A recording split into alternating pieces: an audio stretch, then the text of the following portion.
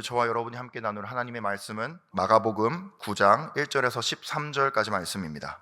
다 찾으신 줄 알고 저 한 절 여러분 한 절 번갈아 가며 교독한 후에 13절은 함께 읽도록 하겠습니다. 제가 먼저 읽겠습니다. 또 그들에게 이르시되 내가 진실로 너희에게 이르노니 여기 서 있는 사람 중에는 죽기 전에 하나님의 나라가 권능으로 임하는 것을 볼 자들도 있느니라 하시니라. 엿새 위에 예수께서 베드로와 야고보와 요한을 데리시고 다른 높은 산에 올라가셨더니 그들 앞에서 변형되사 그 옷이 광채가 나며 세상에서 빨래하는 자가 그렇게 희게 할 수 없을 만큼 매우 희어졌더라. 엘리야가 모세와 함께 그들에게 나타나 예수와 더불어 말하거늘 베드로가 예수께 고하되 랍비여 우리가 여기 있는 것이 좋사오니 우리가 초막셋을 짓되 하나는 주를 위하여 하나는 모세를 위하여 하나는 엘리야를 위하여 하사이다 하니 이는 그들이 무엇이 무서워 그가 무슨 말을 할지 알지 못하더라. 마침 구름이 와서 그들을 덮으며 구름 속에서 소리가 나되 이는 내 사랑하는 아들이니 너희는 그의 말을 들으라 하는지라.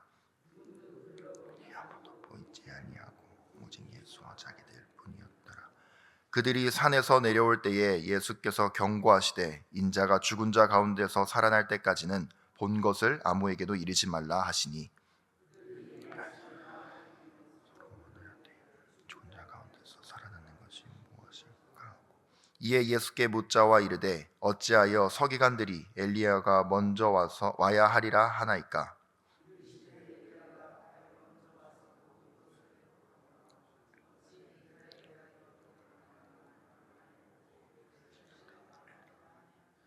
그러나 내가 너희에게 이르노니 엘리야가 왔을 때 기록된 바와 같이 사람들이 함부로 대우하였느니라 하시니라. 아멘. 오늘 저와 여러분이 함께 읽은 마가복음 9장 1절에서 13절까지 말씀을 통해 오직 예수와 자기들 뿐이었더라 라는 말씀의 제목으로 하나님 말씀을 나눠보고자 합니다.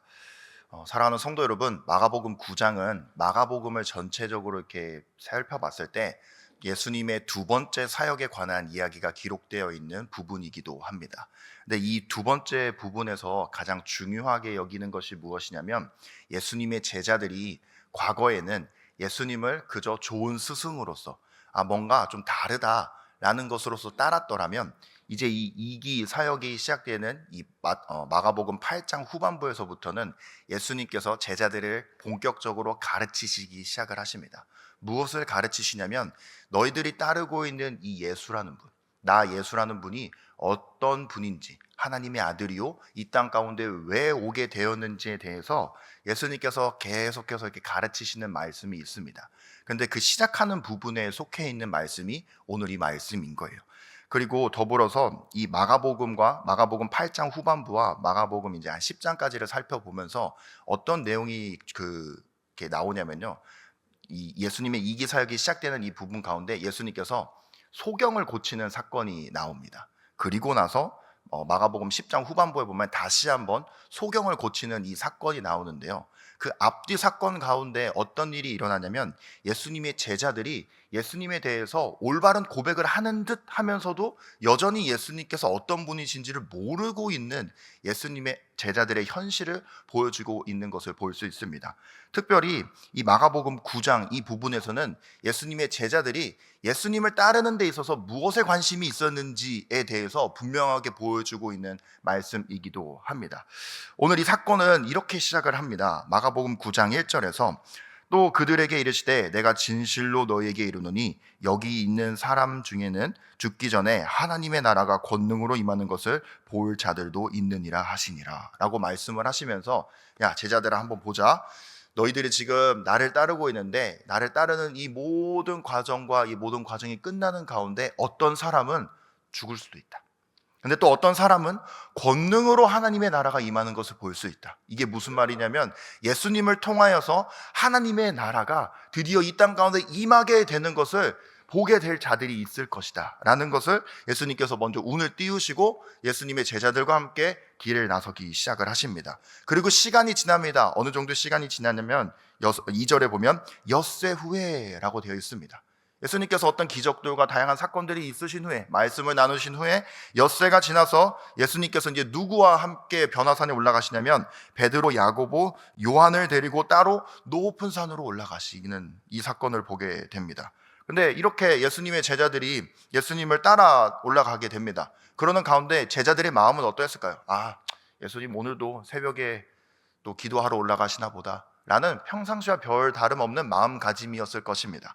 그렇게 예수님을 따라가는데 중요한 건 갑자기 2절 후반부에 있는 것처럼 그들 앞에서, 예수님께서 따로 선택하여 데리고 간 이 제자들 앞에서 예수님께서 모습이 변형되셨다라는 것이지요. 근데 그 변형된 옷이 이제 3절에서 이렇게 말씀합니다. 그 옷이 광채가 나며 세상에서 빨래하는 자가 그렇게 희게 할 수 없을 만큼 매우 희어졌더라 라고 이야기를 합니다. 쉽게 얘기하면 이런 겁니다. 이때 당시에 예수님께서 변화된 그 당시의 모습이 우리가 표현할 수 없는, 어떠한 단어로도 표현할 수 없는 그런 모습으로 변형되었다라는 것이지요. 중요한 건 이 마가복음을 기록했던 이 마가 요한이라는 사람이 누구의 제자냐면 베드로의 제자입니다. 베드로를 통하여서 그때 당시의 사건을 이 마가라는 사람이 쭉 들었고 그때의 사건을 이제 기록을 하게 된 거예요. 성경을 필사한 겁니다.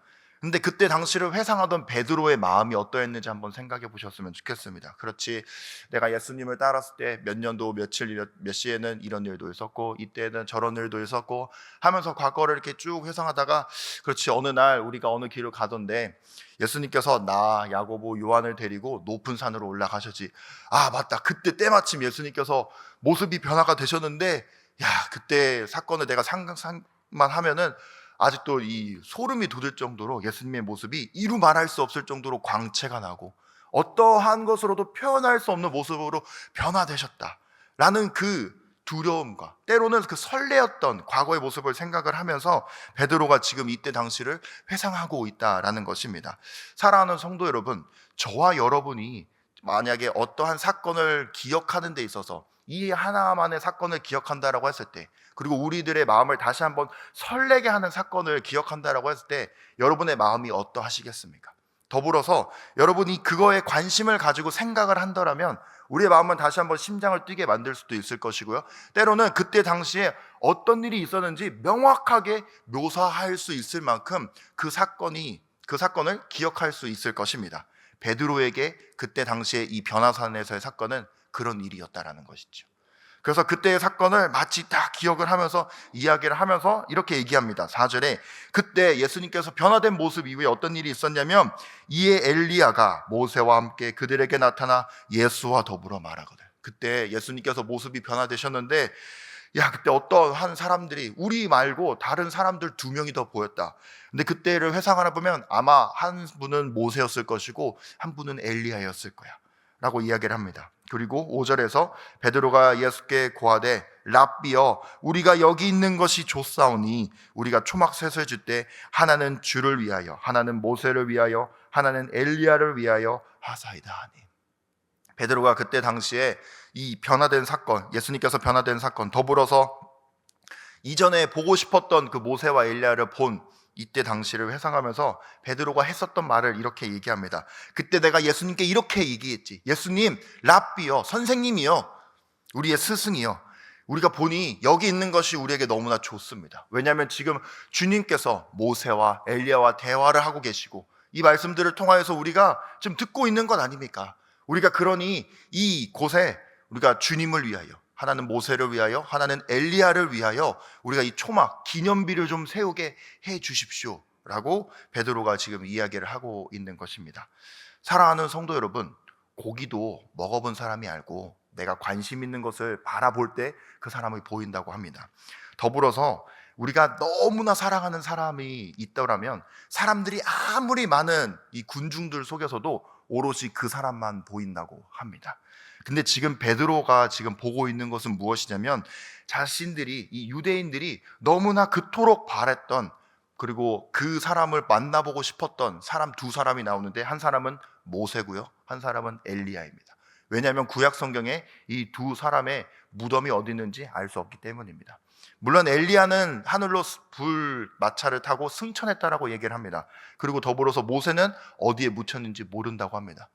그만큼 이 구약 성경에 나오는 이 말씀들을 토대로 봤을 때 유대인들에게, 특별히 이 베드로와 예수님의 제자들에게도 더불어서 모세와 엘리야는 자신들의 신앙생활 속에서 가장 크게 한 번쯤은 경험해보고 싶었던, 만나보고 싶었던 그러한 아주 중요한 사건 가운데 하나였다라는 것이지요. 그러니 베드로가 이곳에 우리가 이 사건을 기념하기 위해서 기념비를 세울 수 있도록 해 주십시오라고 이야기했다라는 것입니다.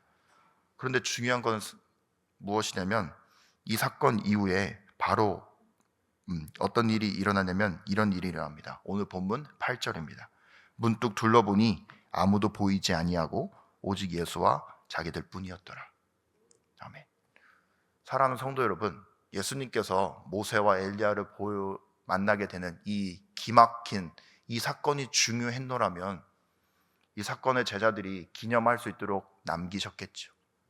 그런데 예수님의 제자들에게 예수님께서 오늘 이 본문을 통하여서 보여주시고자 하셨던 것은 무엇이냐면 오직 예수만 남는 인생, 그것을 보여주고 싶었던 것입니다.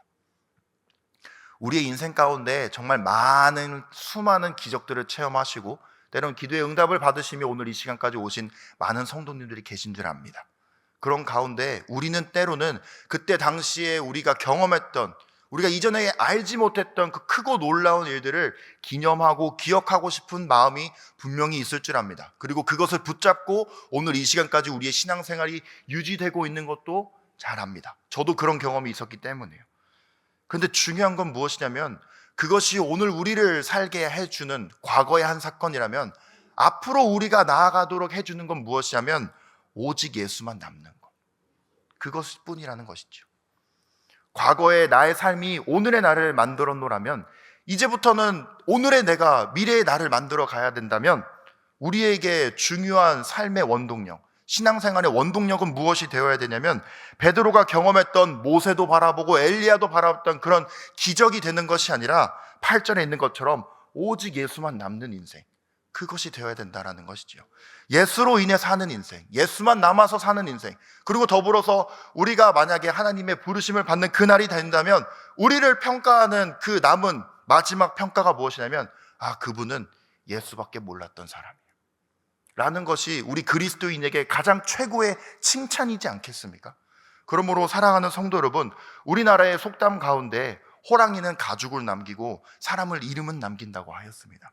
그 이름을 남긴다고 할 때 우리의 욕심이 가득 차 있는 이름이 남기는 것이 아니라 그 이름 앞에 이런 수식어가 붙어서 남기는 저와 여러분의 인생이 되었으면 좋겠습니다. 무엇이냐면 예수만밖에 몰랐던 누구였더라 라는 인생이에요. 더불어서 오늘 하루를 살아가는 데 있어서도요, 저와 여러분에게 해야 할 수많은 일들이 분명히 있을 줄 압니다. 해결해야 될 수많은 일들이 분명히 있을 줄 압니다. 그러나 그거에 앞서서 그것만 관심을 가지고 살아간다 보면은 오늘 하루는 우리는 그저 다람쥐 쳇바퀴 도는 인생을 살 뿐입니다. 그러나 그 인생에 앞서서 오늘 저와 여러분이 이 시간 가운데 남아있는, 이 시간 가운데 새벽 단잠을 깨워서 예배 드리고 있는 이유가 무엇입니까? 그 모든 일들을 해나가기에 앞서서 우리의 인생 가운데 예수만 남는 인생을 살기 위해서 이 시간까지 나오신 거 아니십니까? 더불어 오늘 하루를 살아가는데 예수로 인해 오늘 하루를 승리하기 위해서 나오신 것 아니십니까? 그렇다면 오늘 이 말씀을 통하여서 베드로와 제자들처럼 다른 것에 시선과 초점을 맞추지 마시고요, 우리가 그 마음속에 간직하였던 예수님을 바라보고 예수님만을 위하여서 살아갈 수 있는, 예수님 붙들고 살아갈 수 있는 오늘 하루가 되시기를 예수님의 이름으로 축복드립니다. 그래서 예수님의 제자들이 이 사건 이후에 어떻게 변화되냐면요, 드디어 예수님의 제자들이 이 마가복음 마지막에 보면은 예수님이 어떤 분이셨는지를 드디어 알게 됩니다. 그리고 삶으로 고백하게 되고요, 그들이 예수를 믿고 따르는 것이 어떤 삶인지를 다시 한번 되돌아보면서 어떤 이들은 자신의 목숨을 바쳐 자신에게 맡겨진 사명을 다합니다. 어떤 이들은 비록 유배는 가지만 그 가운데서도 예수님을 붙들고 사는 것이 얼마나 복된 삶인지를 삶을 붙들고 살아가게 되는 것을 보게 됩니다. 그러므로 사랑하는 성도 여러분, 오늘 하루를 살아가는 데 있어 예수 붙들고 사는 인생, 예수만 남기는 인생, 예수로 인해 승리한 인생을 살아갈 수 있기를 예수님의 이름으로 축복드립니다. 이제 말씀을 맺도록 하겠습니다. 제가 최근에 알게 된 한 속담이 있습니다. 우리나라 속담이에요. 딸을 낳으면 오동나무를 심는다라는 표현이 있더랍니다. 저도 되게 처음 들어보는 속담이었는데 그 속담의 의미가 그렇더랍니다. 이제 아버지가 딸을 낳았을 때 이 딸이 시집갈 그 먼 시간을 바라보면서 오동나무를 먼저 심는대요. 그리고 딸이 성장을 하면 그 오동나무도 같이 자랐을 것 아닙니까? 그 오동나무를 잘라서 가구를 만들어 이 시집가는 딸의 손에 쥐어준다고 합니다. 오늘 저와 여러분을 바라보는 하나님의 마음이 이렇습니다. 사랑하는 성도 여러분, 이 아버지가 매일같이 오동나무를 바라볼 때 넌 언제 자랄래? 이런 마음이었겠습니까? 아니면 먼 훗날 한 10년, 20년 후에 내 사랑하는 딸 손에 내가 손수 만들어준 이 가구를 지어주며 보내는 그 시대, 그 먼 미래를 바라보면서 오동나무를 바라봤겠습니까? 아마 후자이겠죠. 오늘 저와 여러분의 삶 가운데 때로는 이 오동나무가 자라는 것처럼 때로는 뭔가 부족한 것도 있고 모자란 것도 있고 때로는 열매도 못 맺을 때도 있고 때로는 폭풍이 불어서 나뭇잎이 다 떨어질 때도 있을 것입니다. 그러나 그걸로써 오동나무를 바라보며 실망하는 것이 아니라요, 오동나무가 이런 풍파 속에서도 잘 자라 가구로 만들어질 것을 소망하면서 아버지를 바라보고 아버지가 이 오동나무를 바라보는 것처럼 오늘 저와 여러분을 바라보는 하나님 아버지의 마음이 이와 같다라는 것이지요. 그렇다면 우리는 이제 어떤 마음을 가지고 하나님을 믿고 따르는 오늘의 삶을 살아가시겠습니까? 하나님은 우리를 사랑하는 마음으로서 이렇게 지극한 마음으로 바라보고 계신데 우리는 오늘 나에게 맡겨진 일이 많노라고, 내가 해결해야 되는 일이 많노라고, 또 하나님 외에 다른 것들에 신경 써야만 한다고 혹여 하나님의 이 사랑의 손길을 뿌리치며 다른 것에 집중하였던 과거의 삶을 살진 않았는지 오늘 먼저 우리의 삶을 되돌아보고 오늘 이 말씀을 통하여 다시 한번 예수를 붙들고 사는 오늘 하루의 인생이 되었으면 좋겠습니다. 그래서 오늘 하루를 살아가는 데 있어서요, 하나님의 그 따뜻한 사랑이 이 추운 날씨 가운데 우리의 삶 가운데 충만할 수 있기를 예수님의 이름으로 축복드립니다. 그래서 오늘 하루를 살아가는데 물론 지난주 월요일과 똑같고 2주 전 월요일과 똑같을 수도 있습니다. 그러나 그때와 다른 것이 무엇이냐면 오늘 나의 인생은 예수만 남는 인생이다. 예수만 붙들고 사는 인생이다. 예수로 승리하는 인생이다. 그로 인하여서 예수님께서 주셨던 그리고 하나님께서 주시고자 하시는 그 풍성한 사랑이 오늘 하루의 삶 가운데 충만히 이루어질 수 있기를, 충만히 차고 넘칠 수 있기를 예수님의 이름으로 축복드립니다. 기도하겠습니다. 하나님, 오늘도 말씀을 나누었습니다.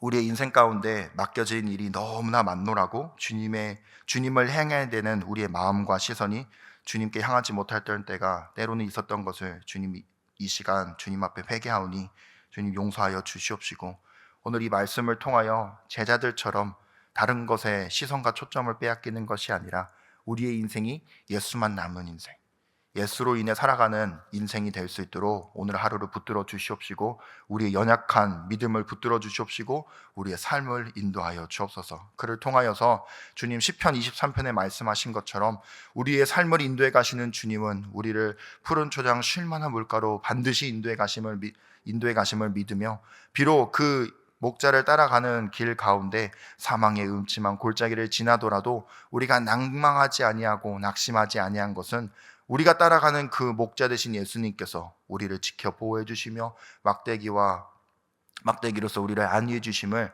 날마다 믿고 살아갈 수 있는 오늘 하루의 삶을 또한 그런 믿음을 가지고 살아갈 수 있는 우리의 삶이 될 수 있도록 인도하여 주옵소서. 그를 통하여 오늘 하루의 삶이 주님께서 주시는 풍성한 은혜와 사랑과 기쁨과 거룩함으로 승리할 수 있는 우리의 모든 인생이 될 수 있도록 인도하여 주옵소서. 이 시간 주님 앞에 감사드리는 마음으로 감사 헌금과 또한 기도의 제목을 담아 1,000번째 헌금을 주님 앞에 올려드립니다. 주님 기쁘게 받아 주시옵시고 기도의 제목마다 응답하여 주시옵시며 감사해 드리는 마음으로서 주님 앞에 드린 것처럼 감사의 제목들이 날마다 차고 넘칠 수 있도록 인도하여 주옵소서. 이 시간 예배 후에 저희들의 다양한 기도의 제목을 가지고 기도할 것입니다. 그 모든 기도의 제목 가운데 주님 응답하여 주시옵시고 주님 말씀하신 것처럼 너는 내게 부르짖으라 내가 알지 못하는 크고 은밀한 일을 보이리라고 하신 것처럼 오늘 하루의 삶이 주님께서 우리를 향한 크고 은밀한 일이 이루어지는 복된 하루가 될 수 있도록 인도하여 주옵소서. 감사드리며 예수님의 이름으로 기도드립니다. 아멘.